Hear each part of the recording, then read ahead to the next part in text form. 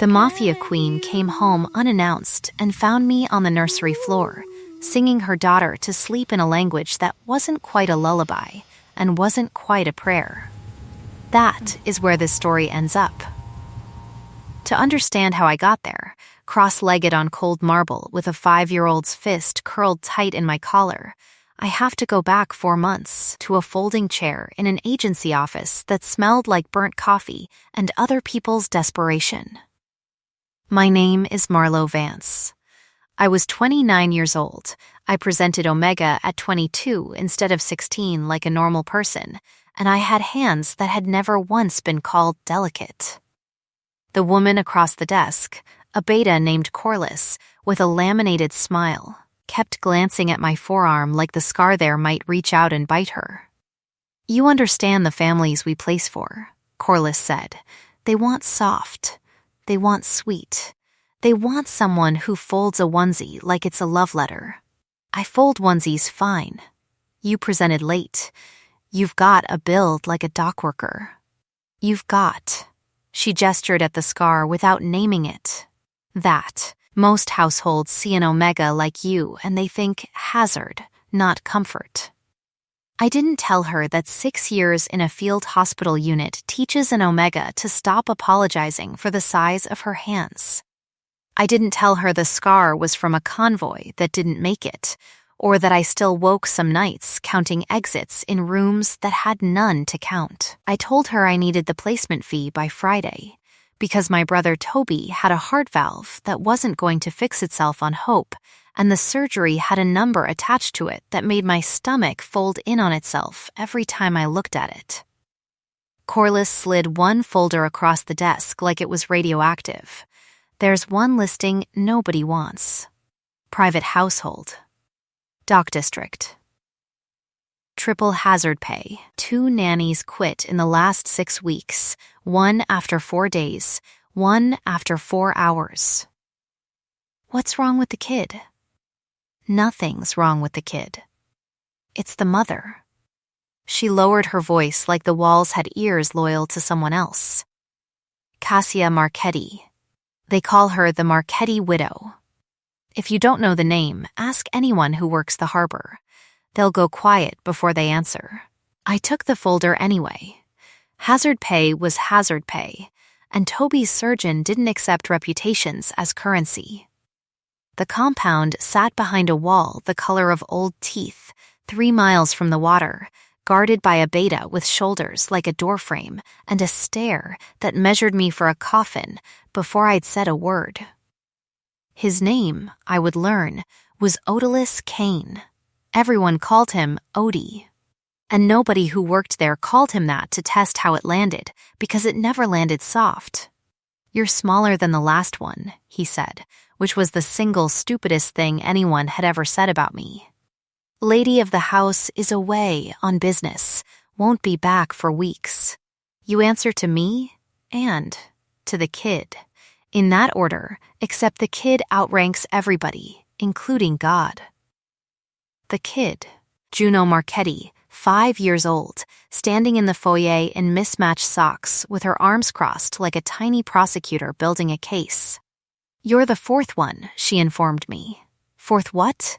"4th nanny." The first one cried. The second one called Papa's men scary like it was a secret. The third one lasted 4 hours and I didn't even do anything. She said this with the flat pride of someone reciting a personal record. "What are you going to do?" I crouched down to her eye level, which took some doing given my knees, and said the only honest thing I had. "Probably annoy you by refusing to leave." Something flickered behind her eyes, not trust, not yet, but the first crack in a wall built by 3 departures in a row. Odie watched the exchange like a man recalculating an equation.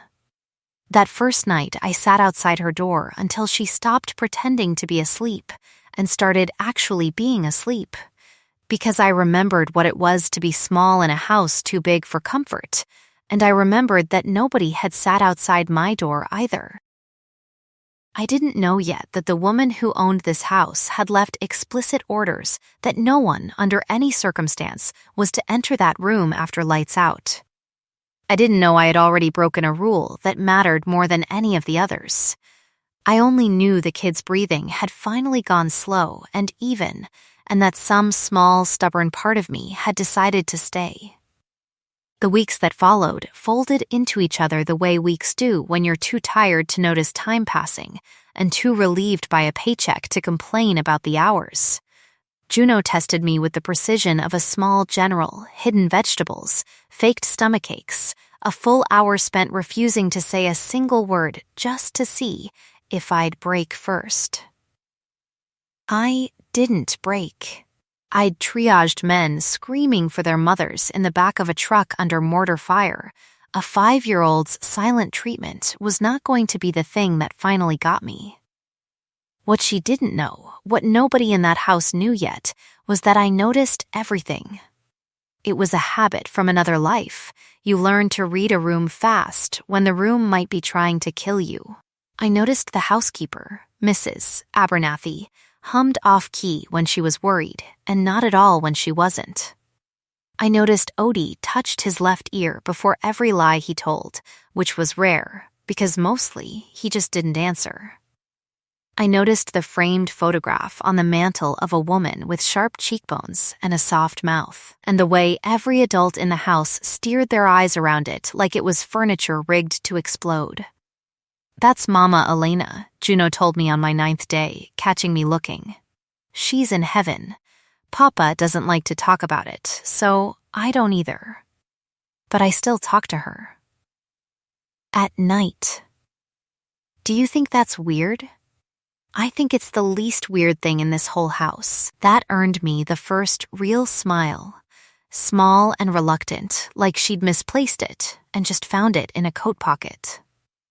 The storm came on the 11th day, the kind that turns the sky the color of a bruise and rattles the windows in their frames. I was folding laundry when I heard it, not thunder, something worse, a high thin wheeze from Juno's room that I would have known blind, in my sleep, from 100 yards away. I was through the door before Mrs. Abernathy had even registered the sound, and Juno was on the floor by her bed, lips going the wrong color, chest working like a bellows that couldn't catch. "Someone get her inhaler," I said, and my voice came out flat and certain in a way that surprised even me, the old training taking the wheel before panic could reach for it. "Now, second drawer, blue case." Odie was there in 4 seconds. I know because I counted them. Because counting is the only thing that keeps your hands steady, and he was already reaching for his radio to call an ambulance that would take 22 minutes to arrive on these roads, in this weather, and Juno did not have 22 minutes. "Not yet," I said, and I had her upright, had her airway positioned the way I'd positioned 100 airways before, murmuring the counted breathing pattern into her ear like it was the most natural thing in the world. 4 in, hold for 2, 6 out, a rhythm I'd learned in a tent that smelled like antiseptic and fear. "Look at me. Just me. In for 4. She looked at me. She breathed for 4. By the time the inhaler arrived, her lips had gone from blue back toward pink, and by the time her breathing evened out into something survivable, Odie was staring at me the way a man stares at a door he'd assumed was locked and just found standing open. "Where," he said, "did a nanny learn that?" "Nannies learn all kinds of things," I said, which wasn't an answer, and we both knew it. He didn't push, but that night, after Juno had fallen asleep with her small hand fisted in my sleeve like she was afraid I'd evaporate if she let go, I heard him on the phone in the hallway, his voice pitched low and careful. "You should know what happened tonight, boss. You should know what she is." I didn't sing to Juno that night because she was too worn out to need it. I sang the next night, and the one after, an old tune with no proper name that my mother used to hum while she mended fishing nets by lamplight, half lullaby and half something older, a harbor song about lights left burning for ships that hadn't come in yet. Juno decided it was hers. She decided, with the imperiousness of the very small, that I would sing it every night. In the dark, sitting on the floor, because the chair was, in her words, too far away from the bed to count. That was the ritual we'd built by the 16th day. That was where I was, cross-legged on the floor, Juno's fist in my collar. The harbor song halfway through its second verse, the hallway light throwing one long gold stripe across the carpet, when the front door opened 4 floors below without a single sound of warning, and the woman the whole dock district went quiet to talk about came home to a house that smelled like someone else's hands on her daughter's life. I didn't hear her arrive. I felt it first the way you feel weather change before the sky commits to it, a shift in the air. Cold and mineral, like a door opening onto a winter I hadn't been told was coming. Then the scent reached me properly, cold iron and black fig, dark and exact, nothing soft in it anywhere, moving up the stairs like a verdict being delivered. I kept singing. I want to be honest about that. I heard the footsteps stop in the doorway. I felt the air go taut. And some old instinct that had kept me alive in worse rooms than this one told me that stopping the song now, mid-note, with a child finally asleep, would be its own kind of wound. So I finished the verse. I finished it low and even, the way you finish anything that matters, all the way to the end. When I turned my head, she was standing in the doorway like something carved rather than born, dark coat still damp at the shoulders, a woman built out of restraint the way other people are built out of muscle and bone. Cassia Marchetti, the Marchetti widow. I had heard the name enough times in 16 days to have built a monster in my head, and the monster did not match the woman standing very still in her daughter's doorway, with an expression I couldn't read at all, watching a stranger sing her dead wife's daughter to sleep on the floor she probably paid a fortune to have polished. Neither of us spoke.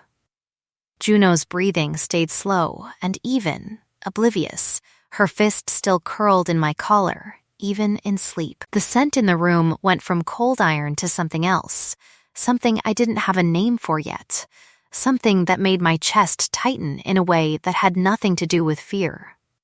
"Odie didn't tell me you sing," Cassia Marchetti said finally, and her voice was quiet in a way that felt more dangerous than shouting would have. "He didn't know." "Get up." I got up, slow, careful not to jostle the small hand still tangled in my collar until it slipped free on its own. Standing, I came up to her chin, which was not a height I was accustomed to, and for a moment we simply looked at each other across 4 feet of hallway light, and I understood, with the same clean certainty I'd felt reading a tourniquet wound, that I was looking at a woman who had built an entire empire out of never once letting anyone see her flinch. "You're the 4th one," she said. "The others didn't last. I heard. Odie tells me you handled an asthmatic episode without waiting for the ambulance. He tells me you counted her breathing like you'd done it before. He tells me you didn't panic. She studied me the way I imagined she studied balance sheets or enemies. Where does an agency nanny learn field triage? Where does a shipping executive learn to make grown men go quiet when she walks into a room?" Something moved behind her eyes. Not quite a smile, nothing so soft as that, but a recalibration, the way a locked mechanism shifts 1 degree when the right key is tried against it. "That's not an answer. Neither was yours." She looked at me for a long moment, and the cold iron and black fig in the air softened by some fraction I couldn't have measured with instruments, only with the same instinct that had told me Juno's airway was closing before the monitors would have caught it. Whatever she'd expected to find in her daughter's doorway after 3 weeks away, it hadn't been this. It hadn't been someone who talked back. "My name is Cassia," she said finally, which felt, somehow, like the most dangerous thing she'd said yet. I don't extend that to staff. Then I suppose I'm not staff. I hadn't meant it as anything but exhaustion talking, but the words landed between us and stayed there, and Cassia Marchetti's mouth did something at the corner that was almost a smile, before she turned it back into nothing at all and walked away down the hall without another word, leaving me standing in her daughter's doorway with my pulse going harder than field triage had ever managed to make it go. The house was different with her in it. I noticed that within a day, the staff moved faster, spoke less, and Odie, who had softened toward me by degrees over 3 weeks, went formal again, all business, like a man remembering the true chain of command. Cassia herself I saw rarely, glimpsed through doorways in tailored, dark clothing that made the household staff step back a half pace without seeming to decide to. On calls in a low voice that made the walls themselves seem to listen harder. But she watched Juno's bedtime from the hallway now, most nights. I knew because the cold iron and black fig lingered in the air after I'd finished the song, a scent-shaped absence where a person should have been standing and chose not to be seen standing there instead. On the 4th night, I stopped singing before the last verse and said, "Without turning, you can come in, you know." She'd probably like that more than the doorway does. Silence, then, "Lo, I don't want to interrupt." "You're not interrupting. You're the reason there's anything to interrupt." She came in. She sat on the edge of the bed, not the floor. Some things, apparently, were beneath a Marchetti even in private, and I finished the song with her there, and when Juno's breathing evened into sleep, Cassia reached out and smoothed one strand of hair off her daughter's forehead with a gentleness that did not match anything I'd been told about her in that agency office 4 weeks and a lifetime ago. "She talks about you," Cassia said quietly, not looking at me. "More than she's talked about anyone since Elena. I'm sorry for your loss." I meant it plainly, without performance, the way you say it to a stranger whose grief you recognize instead of understand. 3 years. Cassia's jaw worked once. People keep waiting for it to look like something else. It doesn't. It just gets quieter. I didn't press. I'd learned in the field hospital that grief handed to you unasked for is a weight nobody wants to carry, and that the kindest thing you can do is simply be in the room while someone else carries their own. The house began to fill in around me after that, not warm, not yet, but no longer hostile. Mrs. Abernathy taught me the layout of the kitchen like she was letting me in on a secret. Odie started calling me by my actual name. And Cassia Marchetti, feared up and down the length of the docks, took to appearing at odd hours with a mug of something for me, tea, once, badly steeped, like she'd never made it herself before and had refused to ask anyone how, and standing in doorways a little longer than the house's business strictly required. It was during the 3rd week of that new, careful rhythm that I first noticed Dominic Reyes. He was the consigliere, Cassia's late father's man before he was ever hers, and he wore his contempt for me the way other men wore cologne, subtle until you were close enough for it to be unbearable. He never spoke to me directly, if he could help it. He spoke about me, in the 3rd person, while I was standing in the room. "An omega-playing house," he said once, to Odie, not troubling to lower his voice as I passed with Juno's laundry basket. Cassia's gone soft since Elena. First the girl, now this. A man could get ideas about how easy this family's gotten. I didn't answer. I filed it the way I'd filed every dangerous thing in every dangerous room I'd ever stood in, quietly, completely, for later. It was 2 nights after that when I found him in Cassia's study after hours, standing too close to an open ledger, closing it too fast when he heard my footsteps in the hall. He smiled at me with all his teeth and none of his eyes. Lost, little nanny? Looking for Juno's bear. She won't sleep without it. How touching. His gaze slid over me, cataloging, dismissive, you should be careful. This isn't a family that forgives mistakes. Elena made one. He let that sit in the air like a blade balanced on its point. Cassia doesn't talk about how her wife died. Ask her sometime. See how soft she looks then. He left before I could ask anything at all, and the scent he left behind him, something sour and metallic under a cologne too expensive to fully mask it, sat wrong in my chest the rest of the night.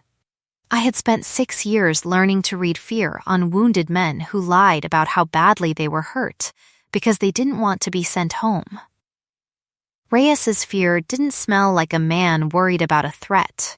It smelled like a man worried about being caught. I didn't tell Cassia that night. I told myself I didn't have proof, only instinct, and instinct wasn't evidence. I have wondered since whether that hesitation cost us anything. I have decided, mostly, that it didn't, that Reyes had already set his machinery in motion long before I ever noticed the smell of his fear, and that the only thing my silence bought him was a handful of days he would have found some other way to take. What I didn't know yet, what I wouldn't learn for weeks, was that Elena Marchetti hadn't died in the accident everyone in that house had agreed, by unspoken consensus to call it. What I didn't know was that the man smiling too widely in a doorway had been standing very close to that accident when it happened, and had spent 3 years making sure no one looked too closely at how close. What I knew, standing in that hallway with my daughters, with Juno's, I told myself firmly, Juno's, stuffed bear finally located under a chaise, was that something in this house was rotting quietly behind a smile, and that I had just become someone it would need to account for. The attack came on a Tuesday, which felt, afterward, like an insult, as if violence should have the decency to announce itself with better timing.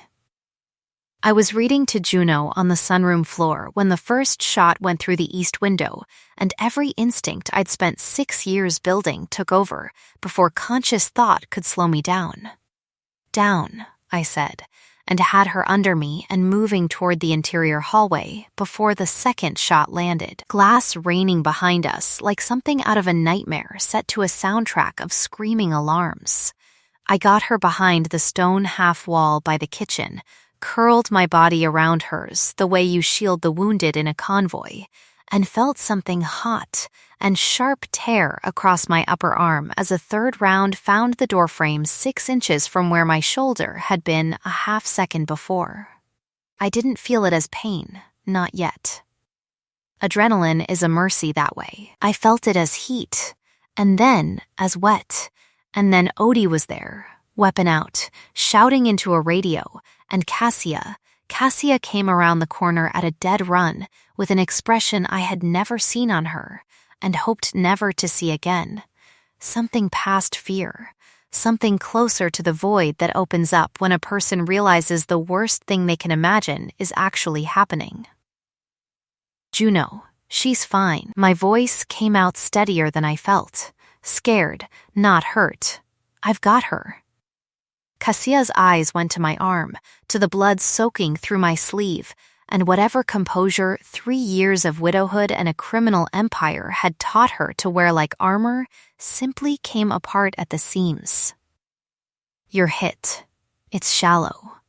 Graze, I've seen worse before breakfast. That was not entirely comforting, given the life I was describing, but it was true, and true was what I had to offer. The house went into lockdown within minutes, shutters, guards doubled, the compound sealed like a fist closing.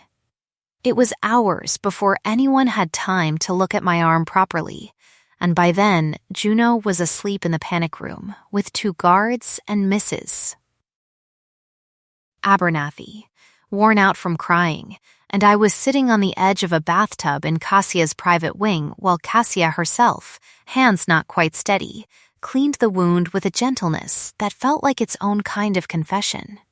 You threw yourself in front of a bullet for my daughter, she said, not looking up from the gauze. I didn't throw myself anywhere. I just didn't move fast enough to get all the way clear. I watched her hands work, careful and precise despite the tremor underneath. You don't have to look so surprised. It's the job. It is not the job. Her voice cracked on the last word, just barely. Just once. The job is reading bedtime stories. The job is not bleeding on my floor because you decided my daughter's life was worth more than your own arm.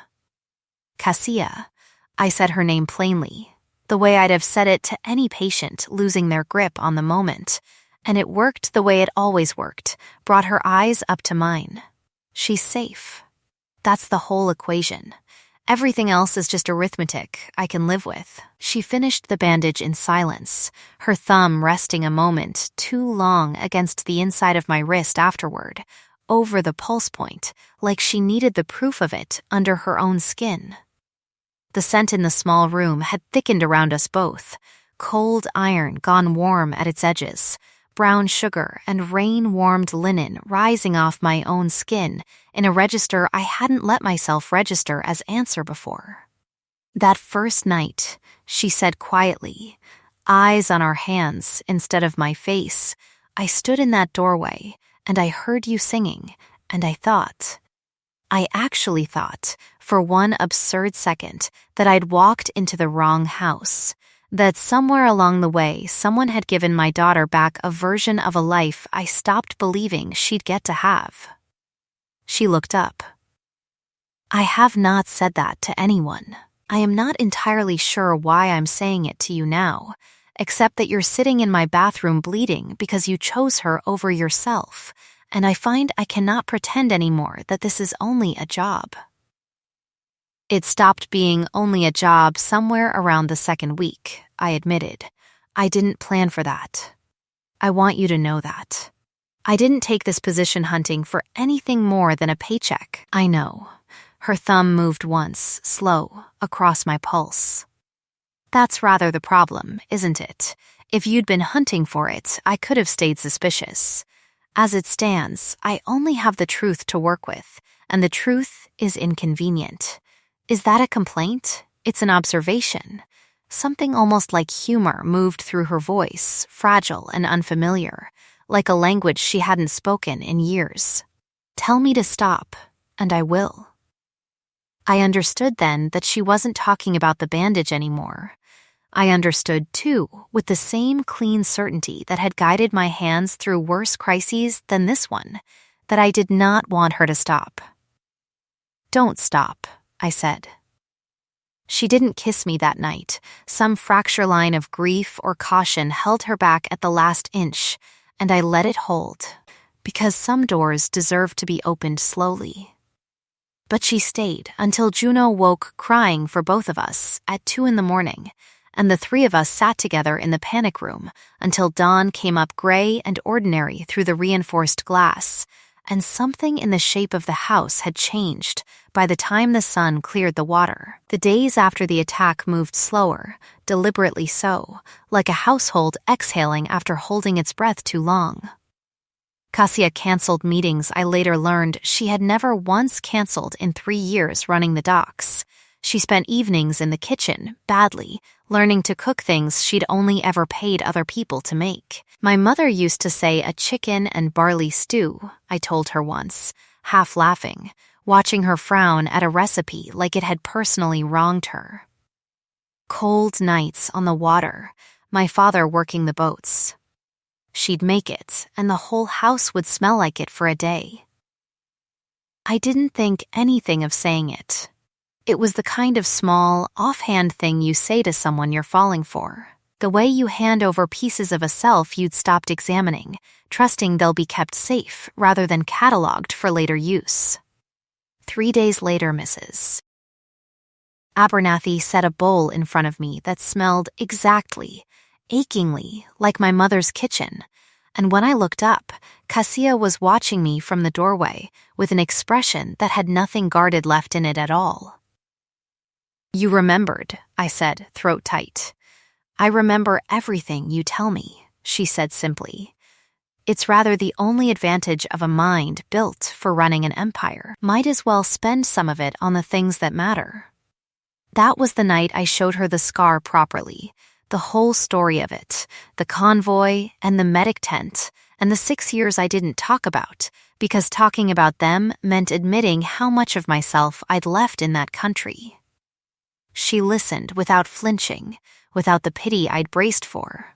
And when I finished, she took my scarred forearm in both hands and pressed her mouth to the ridge of old tissue like it was something worth reverence, rather than something to be hidden under long sleeves. I inherited a doctrine, she told me later, quiet in the dark of the room that had, somewhere in the preceding days, become ours without either of us formally deciding it. My mother ran this family before me. She used to say control is the only armor an alpha needs, that love is a door you leave unlocked for someone to walk through and take everything. I believed her for 31 years. I built my whole life around never once leaving that door unlatched. Her hand found mine in the dark. Elena unlatched it anyway, and when she died, I told myself the lesson had been proven. Love costs. Control keeps you standing. And now? Now there's an Omega in my house who threw herself into gunfire for a 5-year-old who isn't even biologically hers, and I find I can't remember why control ever seemed like the stronger choice. Her fingers tightened around mine.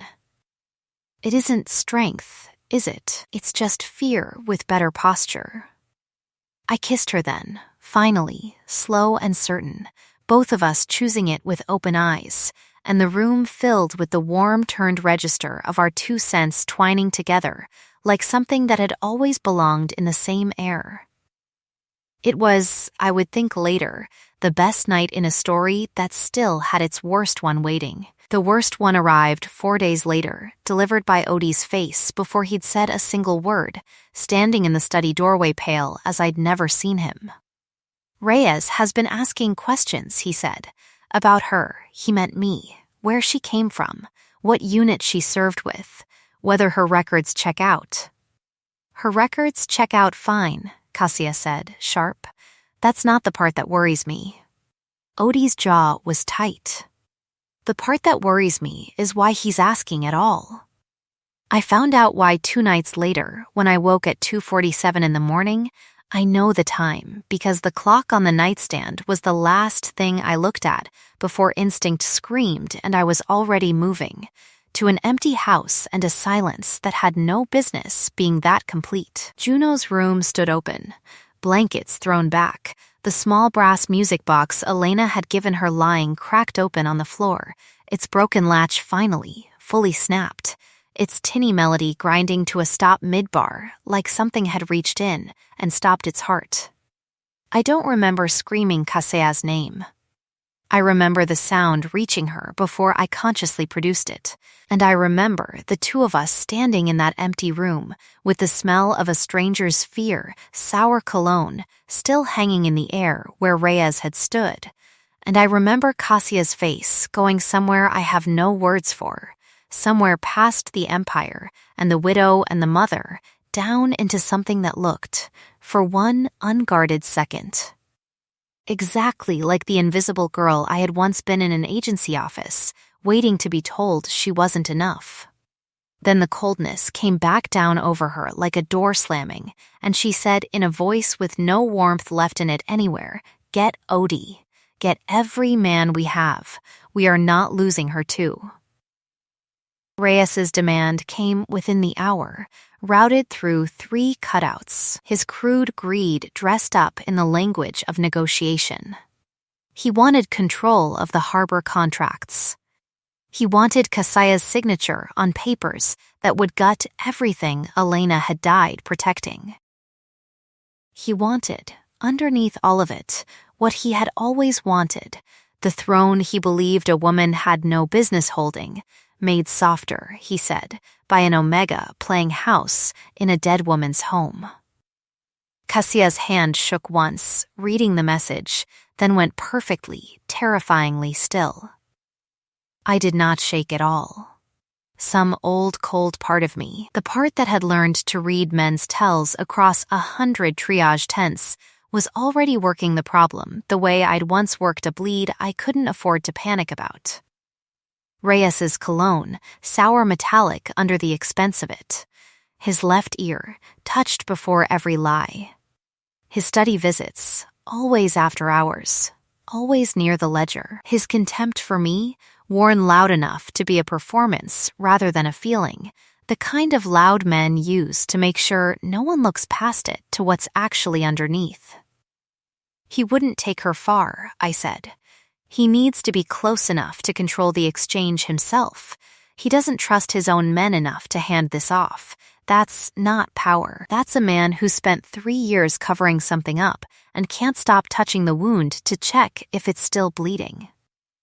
Kasaya's eyes came up to mine, sharp and sudden. What do you mean 3 years? Elena, I said, and watched something in her face go absolutely white. He mentioned her to me once. The way he said it, it wasn't grief talking about grief. It was guilt talking about a body it buried. We took that theory to Odie's old contacts on the water rather than to Cassia's own compromised ranks, and within 2 hours we had a location, a warehouse on the old 4th Pier, the same stretch of docks, I would later learn, where Alana Marchetti's car had gone into the water 3 years before, under circumstances everyone had agreed, out loud, to call an accident. Cassia went in first, and I went in beside her, because I had not spent 6 years learning to hold a line just to sit safely behind one now that the stakes had a name and a small, terrified face. Odie's men cleared the outer floor. Cassia found Reyes standing over Juno with a gun he didn't have the nerve to actually use, all his crude bravado gone thin and desperate the second the room filled with men loyal to a woman he'd spent 3 years underestimating. Touch her again, Cassia said, voice gone to something below ice, and I will make certain the sea keeps you the way it kept Elena. Reyes's mouth opened, some greedy defense already forming, and it was there. In the sick, easy way he said Elena's name like a chip he still thought he could cash, that the last piece fell into place. She wasn't supposed to be in the car, he said, panic making him stupid, making him honest. It was supposed to be a message for you. She wasn't supposed to be in it. The sound Cassia made was not a word. Her hand rose, and I understood, watching her, that she had every right in that moment to become the monster the docs already believed her to be, and that if she did, some door in her would close that might never open again. Not for Juno, not for me, not for the version of herself she'd spent the last 2 months learning she was allowed to want. Cassia. I said her name the way I'd said it in the bathroom weeks ago, plain and grounding. She's watching. Juno's eyes were open, terrified, tear-streaked, but open, and fixed on her mother. Cassia's hand lowered by degrees, like something enormous being set down carefully instead of dropped. The council, she said instead, voice shaking with the effort of the choice. He answers to the council in front of witnesses. With proof. Her eyes cut to me. Can you get the proof? I've been building it since the night he told me Elena made a mistake. I held up the small recorder I'd carried in my coat pocket since that conversation in the study, running now, every word of Reyes's panicked confession caught clean on tape. I've got all of it. The council convened 2 days later in a room I was not, by any custom of that world, entitled to enter, and Cassia brought me in anyway, her hand steady at the small of my back like a declaration she had stopped bothering to disguise. Reyes stood in the center of that room and heard his own voice played back to him, sour with panic, admitting to a murder he'd spent 3 years letting a grieving widow blame on bad breaks and worse luck. The men who had sneered at me in hallways for 2 months sat in silence and watched an invisible Omega nanny's evidence dismantle a consigliere's decade of careful lies. I watched Reyes's face go the color of old paper as the council's verdict came down around him, stripped, exiled from every port his family had ever touched, handed over at last to men whose grievances against him ran even older and colder than Cassia's.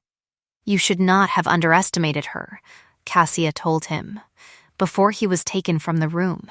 And she did not mean herself. Afterward, in the hallway outside that council room, with Juno finally safe and asleep against Odie's shoulder down the corridor, Cassia turned to me and said the thing she had apparently been holding since the doorway on the very first night. "I love you," she said, plain as a declarative sentence, because that was the only register she had ever truly trusted. "I loved you before I let myself say it. I loved you the first night I stood in that doorway and heard my daughter's laugh come back into this house for the first time in 3 years, and I have loved you every day since that I was too much a coward to say it out loud." "You're not a coward," I said. "You just spent 31 years being taught the wrong lesson. Will you let me unlearn it?" "With you." Her voice, for once, held no command in it at all, only the plain, unguarded question of someone laying something breakable in another person's open hands. "I want to ask you properly. With words. Tell me if I'm asking too much." "You're not asking too much." I took her face in both my scarred hands. "Ask me anything you want. I'll keep saying yes." The bite came that night, slow, both of us choosing it with eyes open, her mouth at my scent gland and mine at hers, the old harbor lullaby humming somewhere under my breastbone the way it always did, when everything finally settled. "Tell me to stop," she murmured once. At the very last inch, an old habit turned into a vow. "Don't stop," I told her, and meant it with everything 6 years and one small, imperious 5-year-old had taught me I was capable of feeling. The wedding happened on the docks themselves, at Cassia's insistence, on the very pier where she said she intended to bury every bad memory that stretch of water still held. Juno walked ahead of us, scattering marigolds with the gravity of a coronation, informing every guest in a carrying whisper that she had personally approved the match. Odie cried and denied it. Mrs. Abernathy did not deny it at all.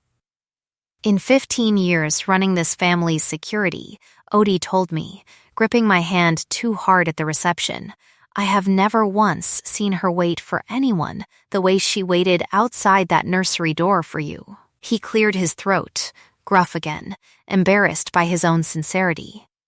Playing house suits her, suits both of you. Our vows were short because Cassia did not trust long declarations, only exact ones. I will always leave the light on, she said, echoing the promise I had made Juno on my very first night in that house, for both of you, for as long as there is a light to leave. A year later, on a morning that came up gold instead of gray, I stood in the nursery doorway of the house that was finally mine too, watching Cassia hum badly and off-key while she rocked our son to sleep in the crook of one arm. Juno curled against her other side, narrating the entire scene to a room of no one in particular.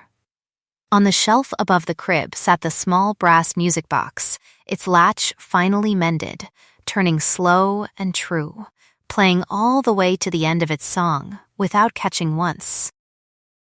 I had come into that house 4 months into a story I thought was only about a paycheck and a brother's surgery, an omega too rough-handed for anyone's idea of soft, invisible in every room I'd ever stood in, until one storm-lit night when a woman feared the length of a harbor found me singing on her daughter's floor and decided, against every doctrine she'd inherited, to stay and listen instead of walking away.